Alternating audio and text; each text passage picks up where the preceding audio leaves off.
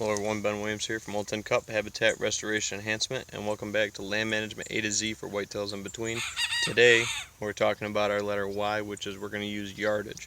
Now, something that I just started doing this year, I saw this video on YouTube and I decided it was something I was going to check out, and this has drastically helped my score go up in my leagues, and I'm hoping it helps me round out the last shot of this RBD. I'm going to shoot this third arrow and then we're going to go look at this target really quick and we're going to explain what we got going on. And go ahead and pick my form right apart, guys.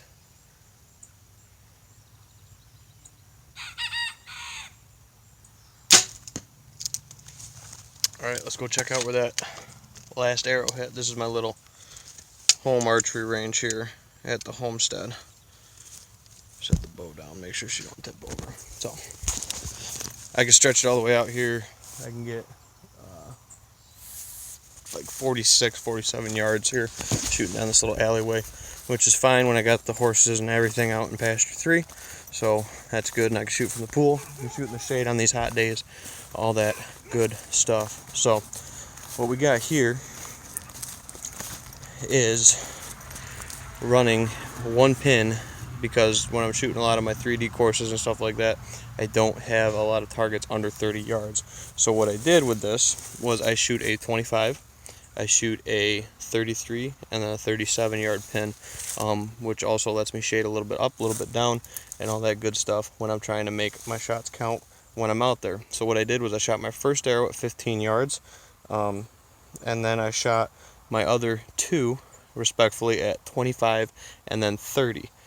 So this is a kind of applicable for a hunting situation, but this is a very, very good illustration about why you can get away with setting, say, a 25 yard pin, or it might be 24, whatever it might be, for your setup, and still be able to get great results and not have to worry about ranging that deer when he comes in, because you're going to be within a few inches of it. Helps you play with that distance a little bit without having to dig for that rangefinder. And they don't like to come in on a nice even yardage. 25 just worked out really good for me. As you can see right here, this is my shot grouping. First arrow, I did get a little bit off to the right, and my pins do run a little bit to the right, but that's just how I'm used to shooting. So this was my 15 yard arrow. As you can see, I am about 2 inches high at 15 with my 25 yard pin. 25, dead nuts, left and right's right there. Height, a little bit marginal.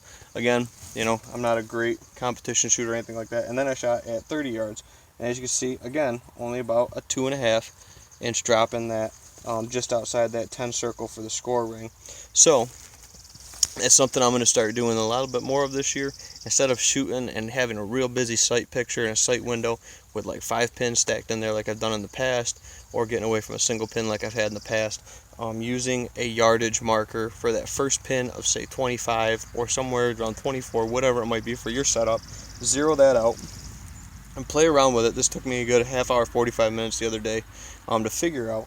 But once you set that first one, you can then say, if that deer is under 20 yards, I'm going to put it right on him, and I'm just going to be just a scotch high. I'm putting it right behind that shoulder, and that margin for error is going to be right there. That saves for having to move a single pin sight. That also helps you without having to say, okay, 20 and 25 are going to be stacked right up on top of each other in your sight window. So that takes up a lot of space in your housing. And with that, like I said, I'm running 3 pins for my 3D setup. That's perfect. Keeps a lot of my sight picture there, so I can get a real good focal point when I'm shooting at longer distances, which they like to stretch them out on us a little bit. And that's where I'm going to get my success with that. And then for my low 30s, when I usually maybe shoot a deer, you know, in that low 30s range, if everything is 100% good conditions, I could put, say, that 33 on them, and that's good right to about 35. 35 hits right about on the bottom of the 10 line with my 33 yard pin. So we're pretty good with that. Actually, it probably hits right about here. If I was shooting with my 33 pin, shooting at 35 yards, probably drop about 2.5. So that just helps me be more consistent, helps me shoot better with my 3D scores, and it's helped me clean up that sight picture a little bit and help me focus on a good aiming point. So that's our letter Y for yardage, guys. If you like these videos, we do have our last Land Management A to Z video coming out here. I'm probably going to drop it here Sunday night into Monday, and then we will start a brand new videos and going back to our Weed of the Week Wednesdays next week coming up. So stay tuned for that, guys. I'm going to shoot a few more arrows tonight. I'm trying to shoot 1 to 2 dozen a night.